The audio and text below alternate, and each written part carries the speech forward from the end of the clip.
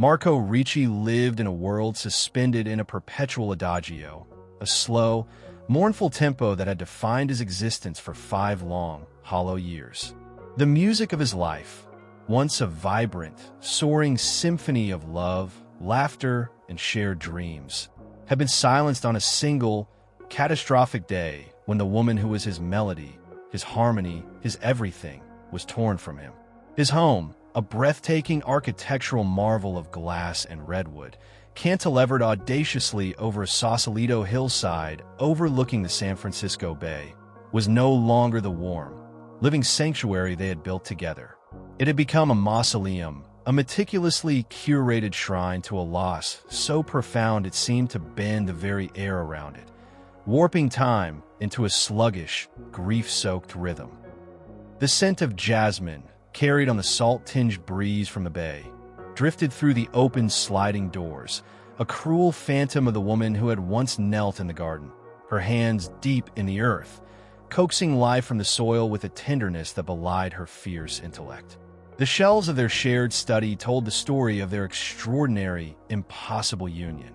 His leather-bound musical scores, filled with the intricate notations of Beethoven, Brahms, and Shostakovich, sat beside her dense, almost otherworldly treatises on quantum computing, neural networks, and artificial intelligence. In one corner, his 18th-century cello rested, its warm, honeyed wood glowing softly in the dim light, a stark contrast to the cold, angular prototypes of her abandoned projects, now shrouded in dust in her glass-walled workshop at the far end of the house. Each object was a relic, a note in a melody that had been cut off mid-phrase, a reminder of the life they had shared in the silence that had followed. Isabel Santos. Her name was a beacon, a synonym for brilliance shadowed by tragedy. To the world, she was a visionary engineer, a once-in-a-generation mind who had designed the Sentinel, the world's most advanced autonomous vehicle, a machine that promised to redefine transportation, to eliminate human error, to save countless lives. Her work had been celebrated in tech journals, her face gracing the covers of magazines, her TED Talks watched by millions. She was a star in Silicon Valley, a woman who had shattered glass ceilings and rewritten the rules of innovation. But her legacy was forever scarred by the cruel irony of her death. 5 years ago, during a freak storm on the winding, treacherous curves of Highway 1, the Sentinel had inexplicably veered off a cliff, plunging into the abyss of the Monterey Submarine Canyon. The official report was a brutal, minimalist coda to her life's work, the pioneer of autonomous driving, betrayed by her own creation. The wreckage, the authorities claimed, was lost to the crushing pressures and relentless currents of the canyon's depths, taking with it any hope of answers. Isabel was presumed dead, her body claimed by the sea, her genius reduced to a cautionary tale whispered in the halls of tech incubators and corporate boardrooms. But Marco, a man whose life was devoted to the delicate interplay of harmony and dissonance, could never accept the official narrative. It was a composition that rang false, a final chord that refused to resolve, a melody that grated against his musician's soul. Isabel was not a woman who left things to chance. She was a maestro of logic, a conductor of precision, a mind that anticipated every variable, every contingency, every possible outcome. Her work was a symphony of foresight, each line of code a note in a perfectly orchestrated score. A storm would not have outwitted her. The dissonance of her death haunted him, a note held too long, unresolved, unbearable. It was a wrongness he could feel in his bones, as palpable as a flat note in a symphony, a flaw in the music of her life that he could not ignore. He had spent countless nights replaying the details of that day, piecing together fragments of conversations, emails, and half-remembered moments, searching for the missing note that would make sense of it all. But the answers eluded him, slipping through his fingers like sand, leaving only the weight of his grief. By day, Marco was the principal cellist for the San Francisco Symphony, a figure of quiet renown in the city's cultural circles. On stage, his bow was an extension of his soul, coaxing oceans of emotion from the hollow body of his cello. The music was his only refuge, the only place where he could give voice to the storm of grief that roared within him, threatening to consume him. In the soaring, anguished strains of a Shostakovich concerto, he could pour out his rage, his sorrow, his love for the woman he had lost. In the intricate, mournful passages of a Bach suite, he could speak of her absence in a language the world would embrace as art. The audience would rise, their applause a thunderous wave that filled the void left by the fading notes. But when he returned to his silent home, the dissonance of that unresolved story would creep back in, quiet but relentless, like a ghost tapping at the edges of his mind. He would sit in the darkened living room, the bay glittering beyond the glass walls, and stare at the cello in its stand, its curves a painful reminder of Isabel's silhouette. Sometimes he would play alone, late into the night, the notes drifting out over the hillside, a private elegy for the woman who had been his partner, his muse, his everything. His days were a performance of survival, a carefully choreographed routine to keep the chaos at bay. He rose early, the first light filtering through the glass walls of the house, casting long shadows across the hardwood floors. He practiced for hours, his fingers moving over the strings with a precision born of decades of discipline, his mind lost in the music.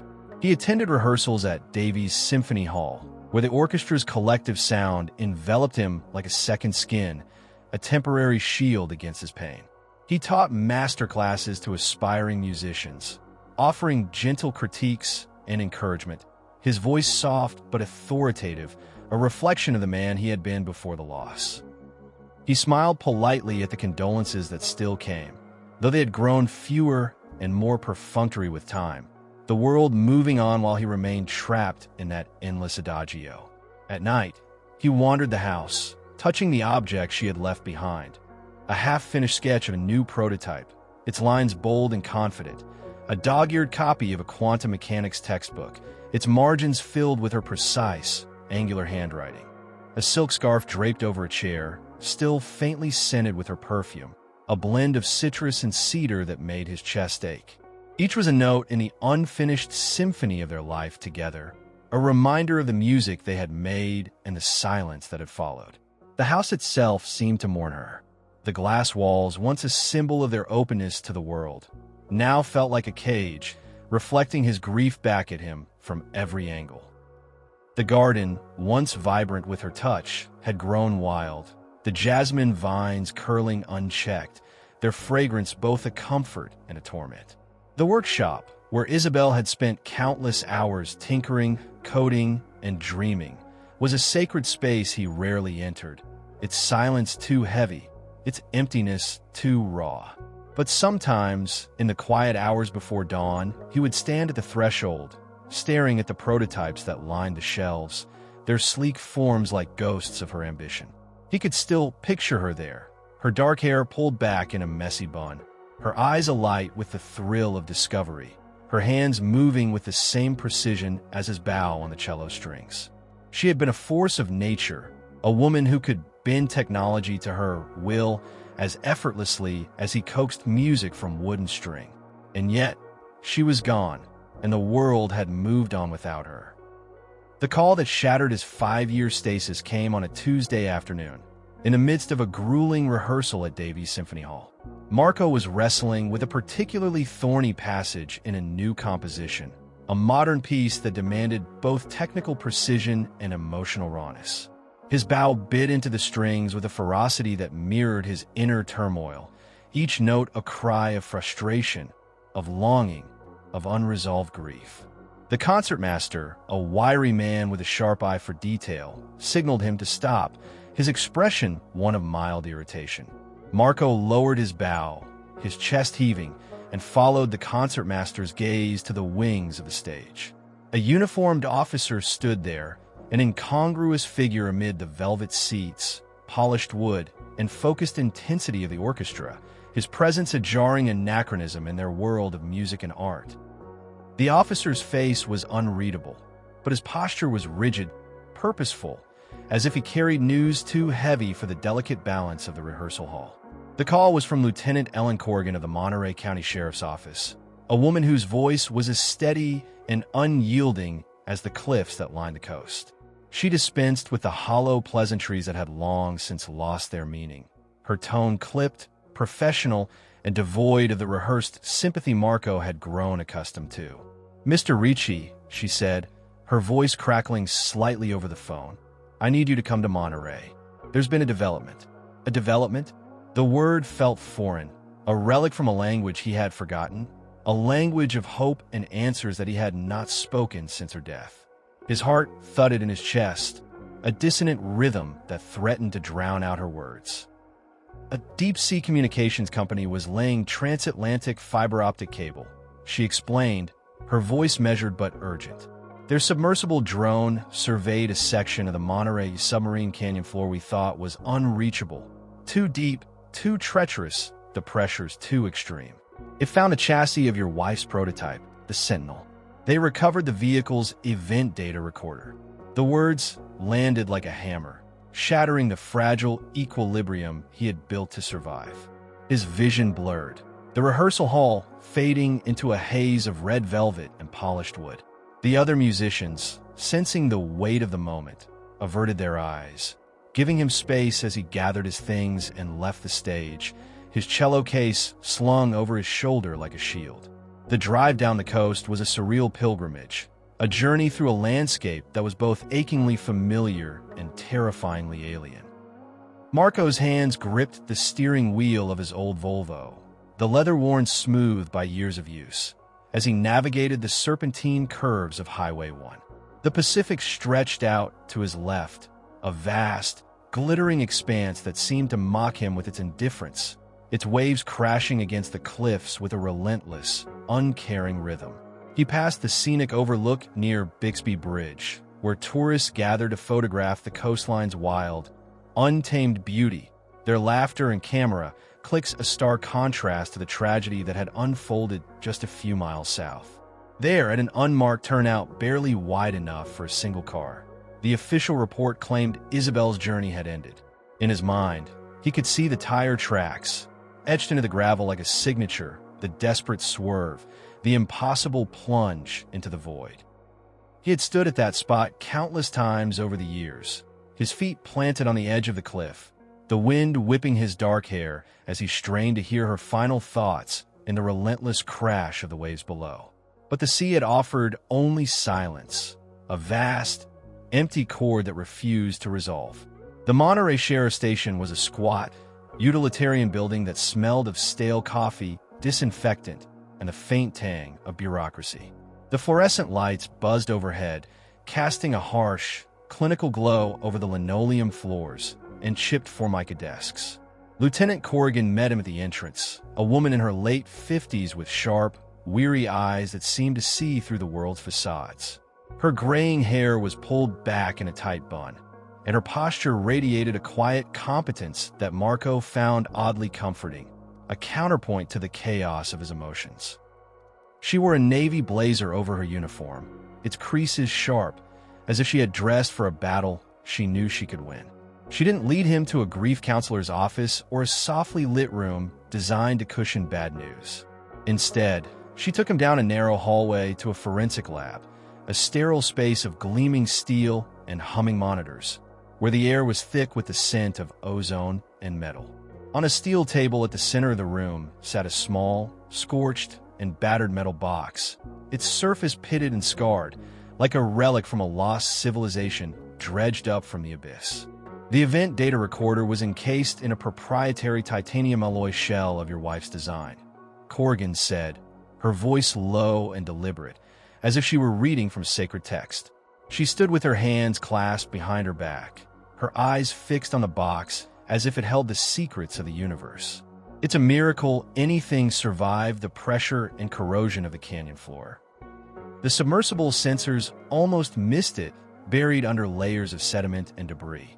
Our forensic team has been decrypting it for the past 72 hours, working around the clock, pulling apart layers of encryption that, frankly, are unlike anything we've seen before.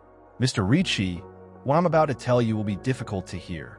She slid a tablet across the table, its screen displaying a dense, almost impenetrable graph of telemetry data, a chaotic cascade of numbers, lines, and spikes that seemed to pulse with a life of its own, like a heartbeat captured in code. "This is the last 90 seconds of the Sentinel's operational history," she said, her finger tracing the lines on the screen with a precision that mirrored Isabel's own. Every system was functioning perfectly. The advanced traction control adjusted seamlessly to the wet road conditions, compensating for the slick asphalt and the storm's gusts. The gyroscopic stabilizers were fully engaged, keeping the vehicle balanced despite the wind and rain. There was no mechanical failure, no driver error, no glitch in the system. She zoomed in on the final segment of the graph, where the orderly lines erupted into a jagged, violent spike of red, like a scream frozen in time. And then here, for the last 1.2 seconds of its operation, every single command was overridden: steering, acceleration, braking. It was a complete external hijacking. The onboard diagnostics registered the intrusion, but it was too late. Someone else was controlling that car, Mr. Ricci, and they drove it straight off that cliff. The word homicide struck like a thunderclap, reverberating through the sterile room, shaking the foundations of the world Marco had built to survive. His knees buckled, and he gripped the edge of the table, the cold steel grounding him as the room spun. The dissonance that had plagued him for 5 years resolved into a single, devastating chord of truth. Isabel had not been a victim of fate, nor had she been betrayed by her own creation. She had been murdered, her death orchestrated with a precision so sophisticated, so technologically audacious, that it had been mistaken for an act of God. The grief that had been a dull, constant ache in his chest now crystallized into a cold, unyielding rage, sharp as a diamond, cutting through the fog of his despair. Marco knew, with the instinctive clarity of a musician sensing a single off-key note in a 1,000-instrument orchestra, that this crime was tied to her work, her brilliant, dangerous work, the kind of work that could topple empires.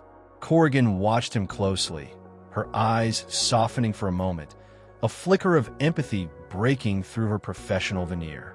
"I know this is a lot to take in," she said, her voice quieter now, almost gentle.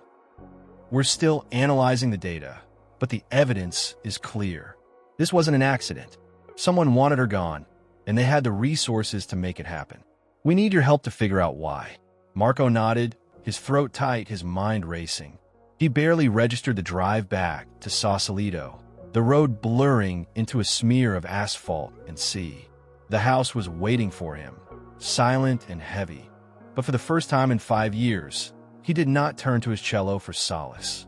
The instrument, which had been his voice, his confidant, his shield against the world, sat untouched in its corner, its strings silent. Instead, he walked straight to Isabel's workshop, a glass-walled sanctuary that had once been the heart of their home. The air was thick with her presence, a lingering energy that seemed to hum in the silence, as if her spirit were still at work, soldering circuits, scribbling equations, dreaming of a better world. He ran his hand over the sleek, aerodynamic chassis of one of her unfinished prototypes, its curves catching the dim light like a sculpture, its surface cool and smooth under his fingers. He touched the smooth surface of her white bards, covered in a frenetic dance of equations, algorithms, and diagrams. Her final, incomplete composition, a symphony of logic left unfinished.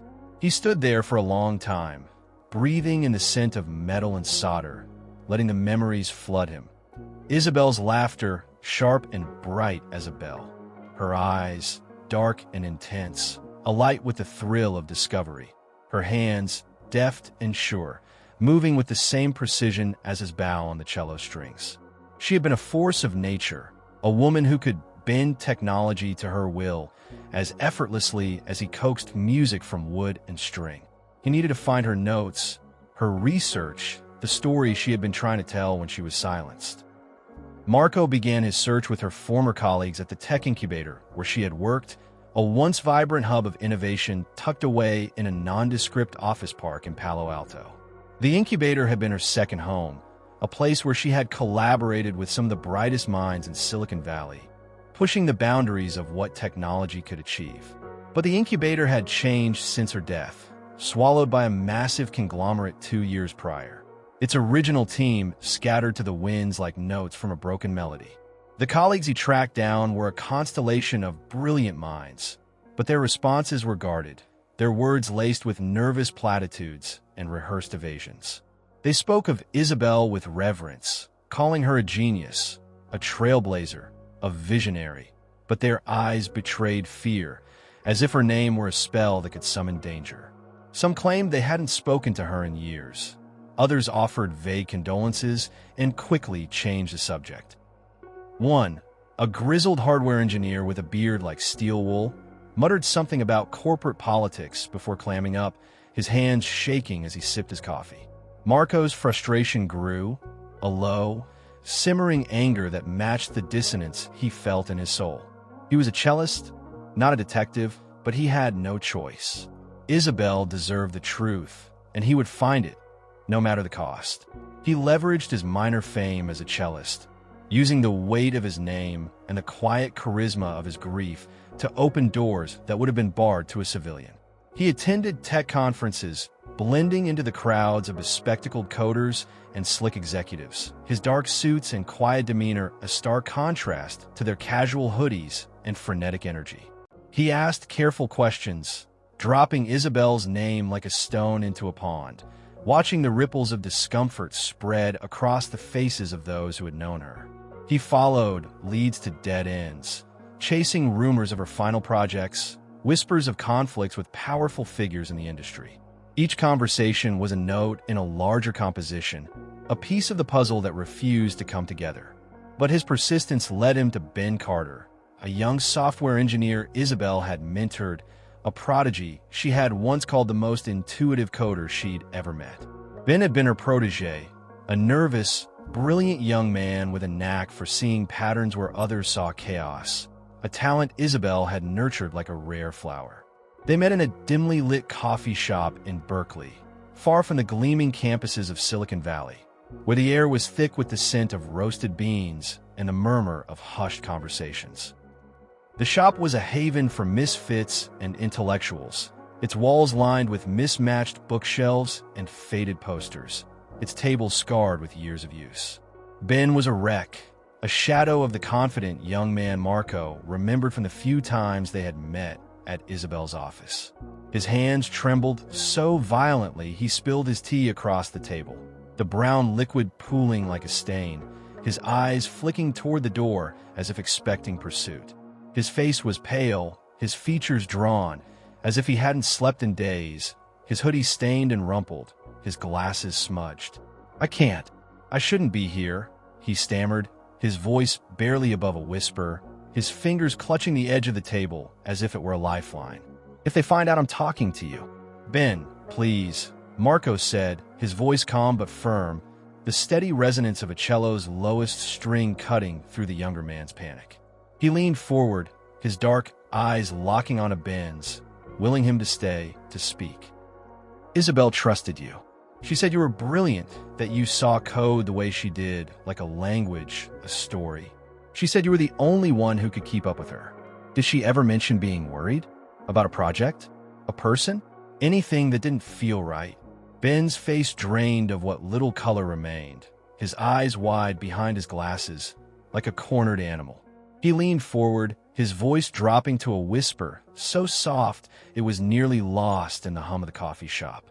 "She was working on something off the books," he said, his words halting, as if each one carried a weight he was afraid to bear. "She didn't tell anyone, not even the team. It was her secret project, something she kept locked away in her personal servers. She found something, Marco, a flaw, not in our tech, but in something much bigger, something foundational. She called it a ghost in the machine. A deliberate vulnerability, a master key that could compromise almost any network it touched. Servers, grids, vehicles, you name it. It was like a skeleton key for the digital world, hidden in plain sight. She was terrified when she found it, not just because of what it could do, but because she knew someone had put it there on purpose. She was building a countermeasure, a firewall so elegant, so powerful, she called it the Maestro. The name hit Marco like a physical blow, a memory so vivid it was almost painful. The Maestro, their private joke, a term of endearment she had used for him, her maestro of the cello, teasing that one day she would create a piece of code with the same precision, the same absolute control. It was her masterpiece, her magnum opus, a work of genius that had cost her her life. He could see her now, sitting cross-legged on the floor of their living room, her laptop balanced on her knees, her eyes sparkling as she described her vision for the Maestro. "It's going to be beautiful, Marco," she had said, her voice alive with passion. "Like your music, but for code. It's going to protect the world." He had laughed, kissing her forehead, not fully understanding the weight of her words, not knowing that they would be among her last. He pressed Ben for more, his voice gentle but insistent, like a conductor guiding a reluctant orchestra. What was she afraid of, Ben? Who was she afraid of? Ben's eyes darted to the door again, his hands twisting the hem of his hoodie. She didn't say a name, not directly, but she was different in those last weeks. Paranoid, maybe. She started working late, locking herself in her office at the incubator. She stopped sharing her progress with the team, even with me. One night, she pulled me aside and said, "If anything happens to me, Ben, don't let them bury it." I thought she was joking or exaggerating, but her eyes, they were so serious. She gave me a USB drive, told me to keep it safe, but I lost it when the company got bought out. "I am sorry, Marco. I should have done more." Marco's heart sank, but he kept his voice steady. "You're doing something now, Ben. You're helping me." Did she say anything else? Anything about who they were? Ben shook his head, his shoulders slumping.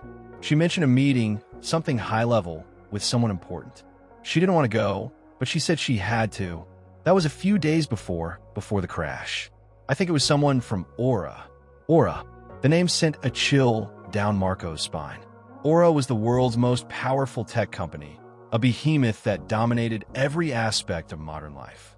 Its operating system was ubiquitous, the invisible backbone of financial markets, power grids, communication networks, and soon, a fleet of autonomous trucks set to revolutionize global logistics.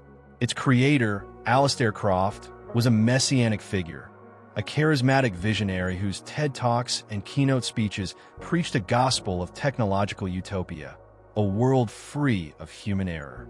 His face was everywhere, on billboards, on magazine covers, on the screens of Times Square, his smile polished, his eyes gleaming with the promise of a better future. But Marco had met him once at a charity gala a year before Isabel's death, and he had seen something else in those eyes, a cold, calculating hunger, a predator's gaze disguised as benevolence. The memory surfaced, sharp and chilling, cutting through the haze of his grief. It was at the San Francisco Museum of Modern Art, a glittering event filled with tech moguls, artists, and philanthropists, the air thick with the scent of champagne and ambition.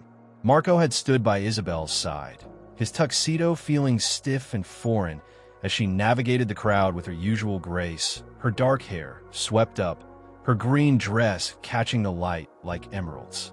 He had watched Alistair Croft corner her near a towering Rothko painting, its deep reds and blacks seeming to pulse with an ominous energy.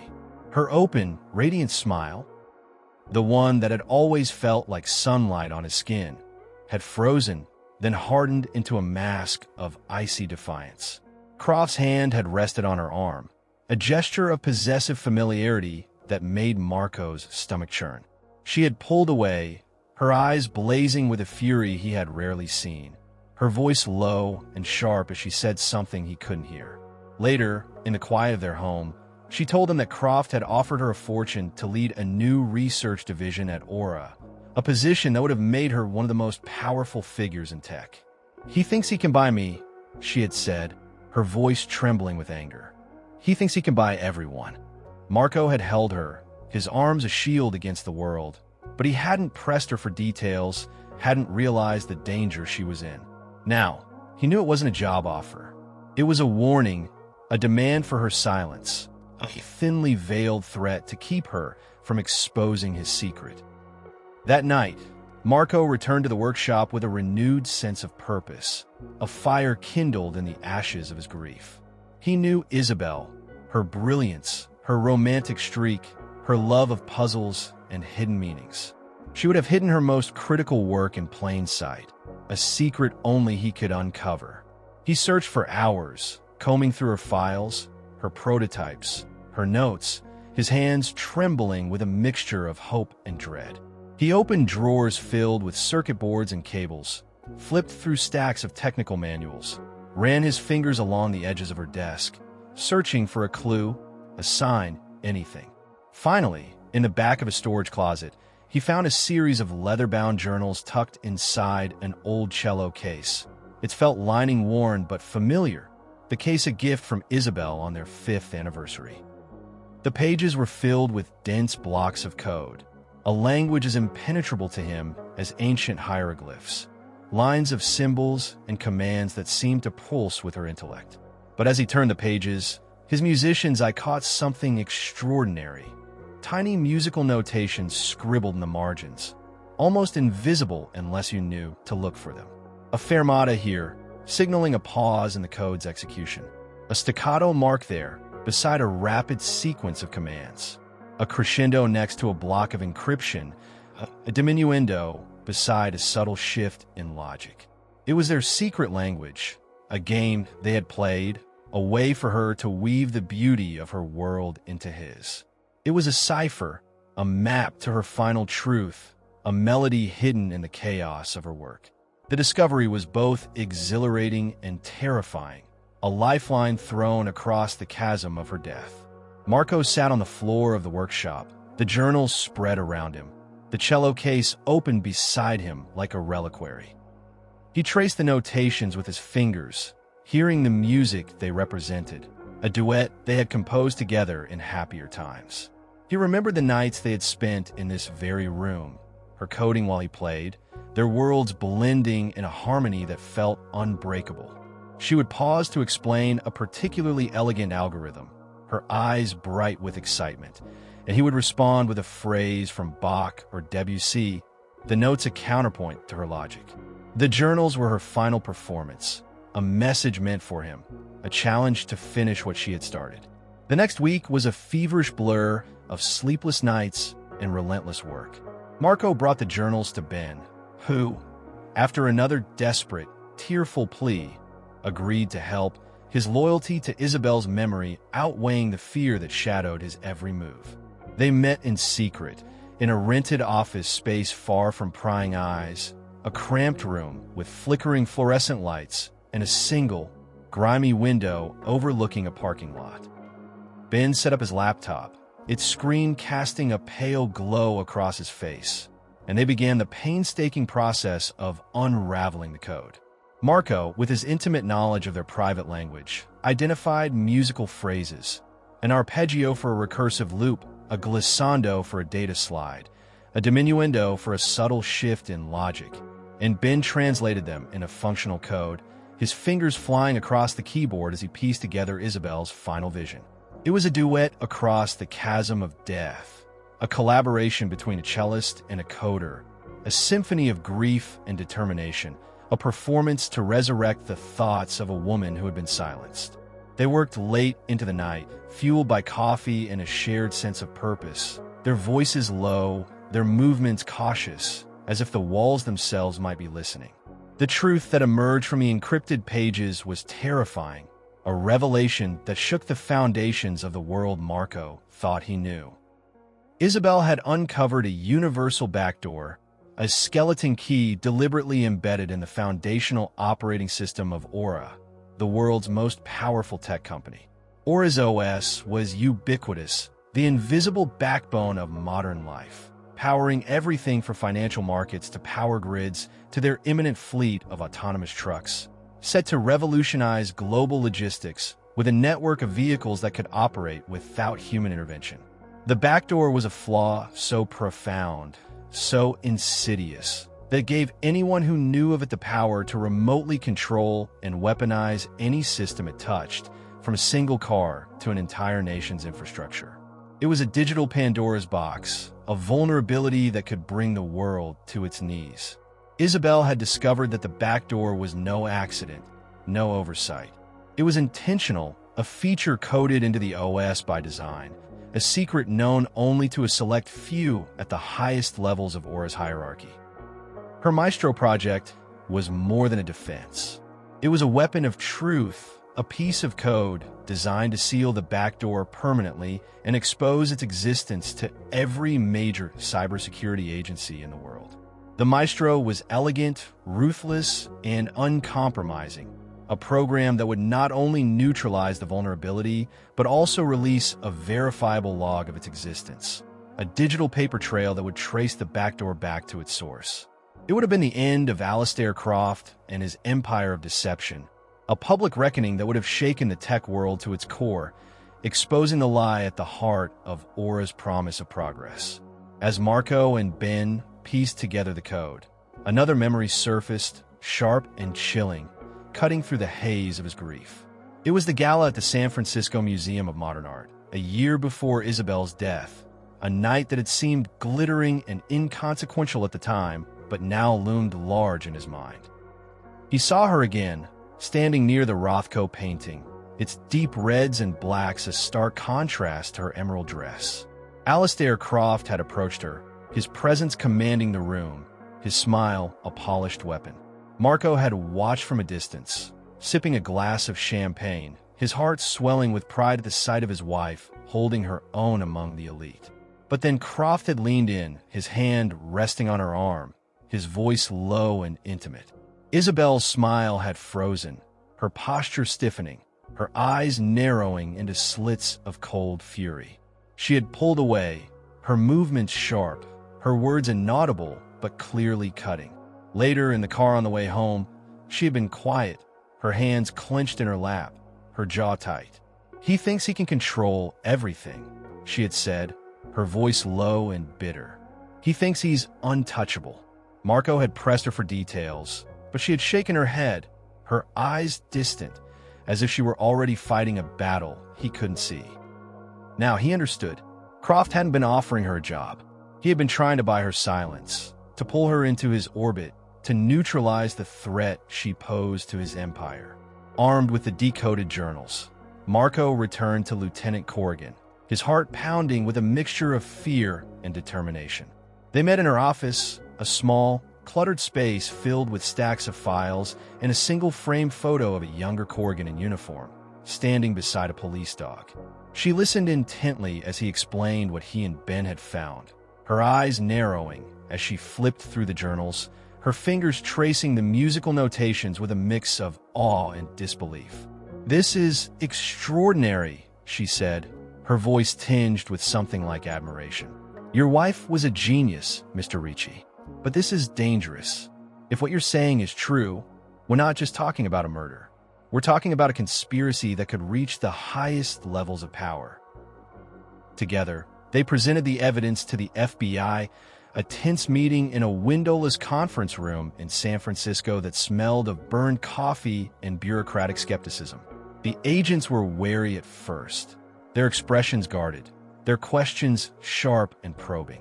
The audacity of the claim, a tech titan orchestrating a murder to protect a global conspiracy, was almost too much to believe.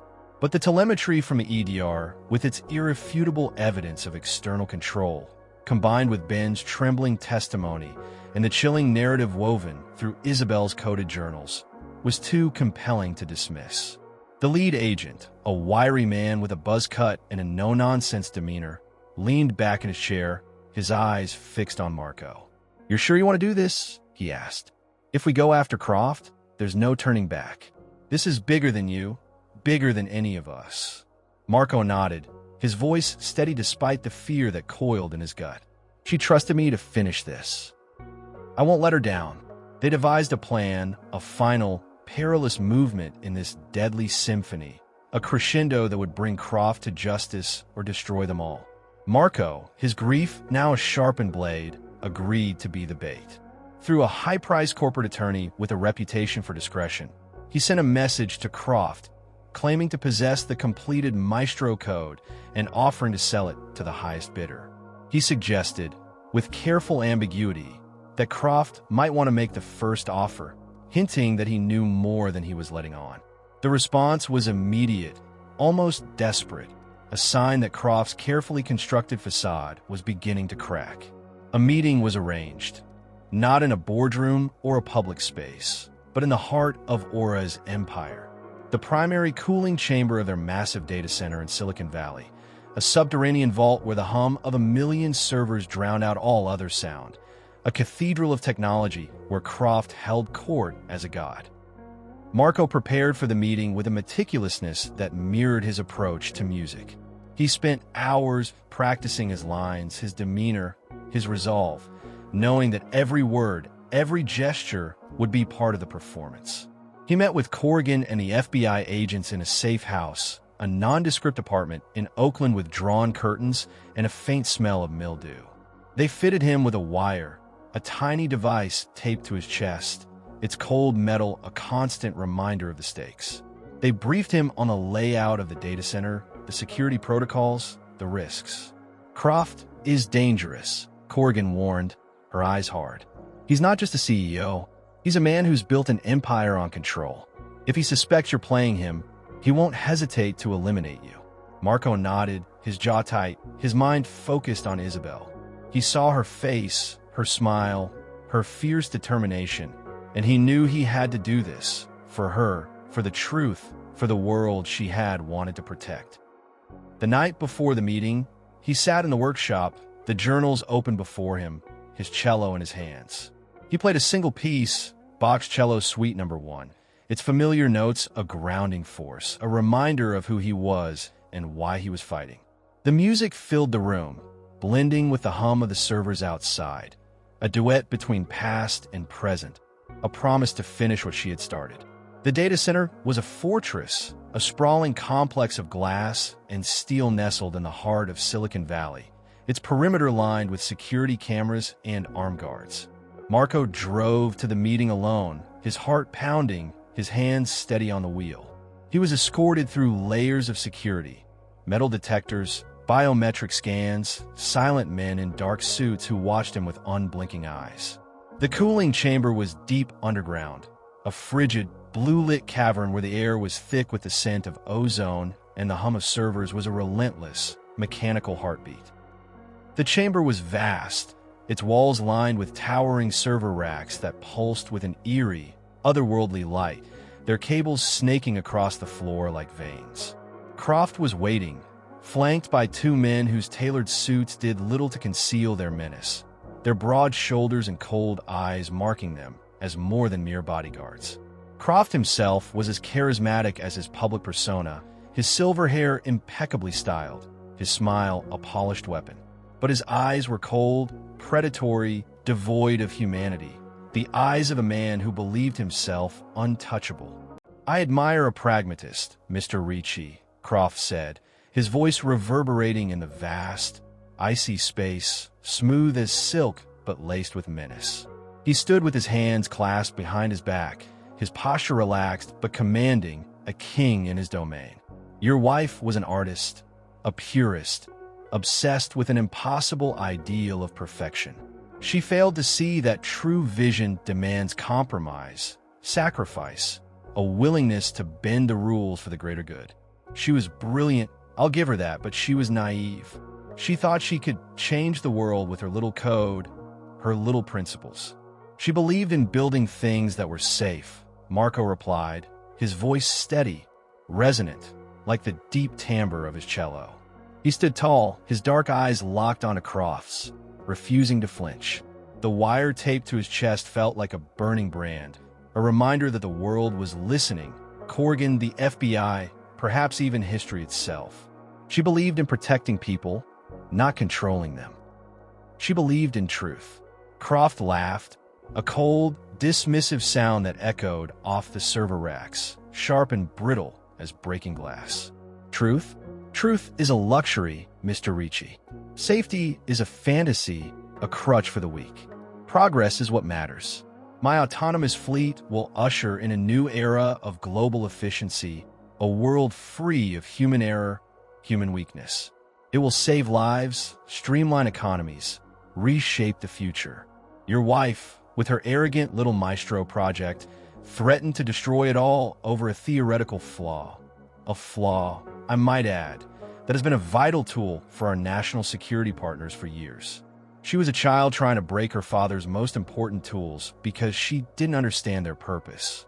He circled Marco slowly, his polished shoes clicking softly on the concrete floor, a predator assessing his prey. I gave her a chance, a generous one. Wealth, power, a laboratory of her own to play with her little ideas. I offered her a place at my side, a chance to shape the future. She chose to lecture me on ethics, to threaten my life's work. She chose poorly. So you had her killed, Marco said, the words hanging like a sustained, mournful note in the frigid air, each syllable heavy with the weight of 5 years of grief.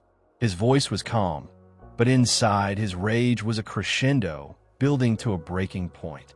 Croft stopped circling, his face inches from Marco's, his smile gone, his eyes cold and unyielding. I corrected a problem, he said, his voice dropping to a low, conspiratorial hiss, as if sharing a secret meant only for the two of them. A human variable that threatened a perfect system. My engineers used her own car against her. A beautiful irony, don't you think? We took control from 1,000 miles away, piloted her through that storm with surgical precision. She must have been terrified, watching her precious Sentinel betray her, knowing in those final moments that she had lost. It was a clean, necessary solution, or so I thought. My mistake was underestimating a cellist, a man with no place in my world. You surprised me, Mr. Ricci, and I don't like surprises. Now, give me the drive. As the words left his mouth, the massive steel doors at the far end of the chamber slid open with a heavy, pneumatic hiss, the sound cutting through the hum of the servers like a knife. The cold blue light was pierced by the harsh, blinding glare of tactical floodlights, casting long shadows across the concrete floor. Lieutenant Corrigan stood in the center of the doorway, her silhouette sharp against the light, flanked by a phalanx of FBI agents in full combat gear, their weapons trained on Croft and his men. Their faces were unreadable, their movements precise, a silent promise of justice. Corrigan's eyes locked onto Marco's, a flicker of reassurance passing between them, a silent acknowledgement of the risk he had taken. The mask of godlike control on Croft's face shattered, his polished facade crumbling like a poorly built set. His eyes widened, his mouth twisting into a snarl. And for a moment, Marco saw not the titan of industry, but a fraud, a man whose grand illusion had been exposed. You, Croft spat, his voice raw with fury. But before he could say more, the agents moved in, their boots echoing on the concrete, their handcuffs clicking shut with a finality that felt like the closing note of a symphony. Croft's men lunged forward, but they were quickly subdued, their shouts swallowed by the relentless hum of the servers. The arrest was swift, a silent ballet of professional efficiency, a resolution to the dissonance that had plagued Marco for so long. The investigation that followed was a slow, meticulous unraveling of a conspiracy that stretched into the deepest corners of power, corporate boardrooms, government agencies, international networks. Croft's backdoor was not just a tool for profit. It was a weapon sold to the highest bidder, a betrayal of the world's trust in his technology. The revelations shook the tech industry, sparked congressional hearings, and sent ripples through global markets. Aura's stock plummeted, its empire teetering on the brink of collapse. The Maestro Code, released to cybersecurity agencies worldwide, became Isabel's final legacy, a firewall that protected the world from the vulnerability she had uncovered, a testament to her brilliance and her courage. 3 months later, Marco stood on the deck of a massive salvage barge floating on the Pacific, miles off the coast of Monterey.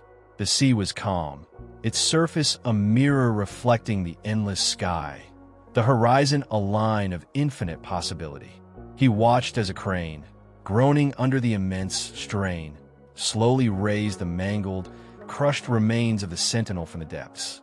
Water streamed from the wreckage, glinting in the sunlight like tears, as if the machine itself were mourning its creator. The sight was both heartbreaking and cathartic, a final note in the long, mournful movement of his grief. He reached out, his fingers brushing the twisted metal, and for a moment, he felt her presence, her strength, her love, as if she were standing beside him, her hand on his shoulder. Marco did not attend Croft's trial. He had no need to. His role in the symphony was complete. The courtroom was a circus of media frenzy and legal maneuvering, but Marco had no interest in the spectacle.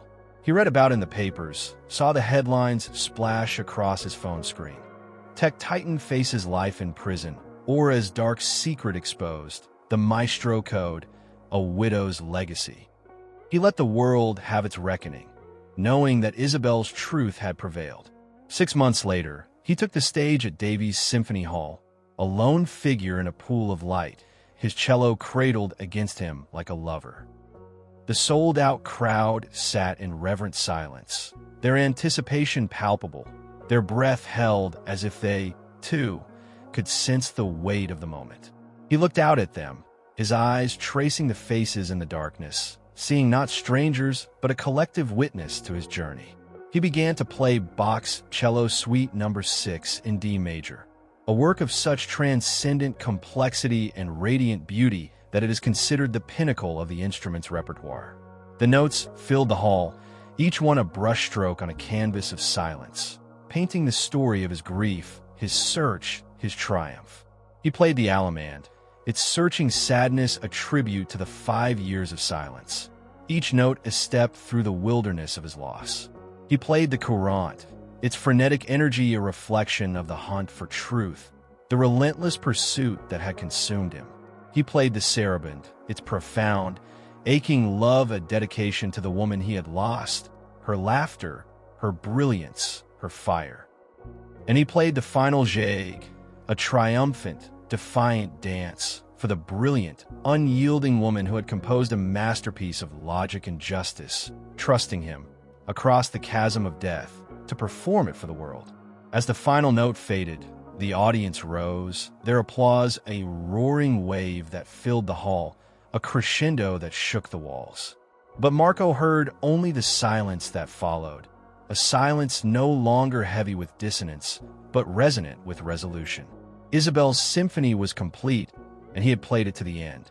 He bowed his head, his fingers still on the strings, and for the first time in 5 years, he felt the adagio lift, the tempo of his life shifting to something new, something alive, something whole.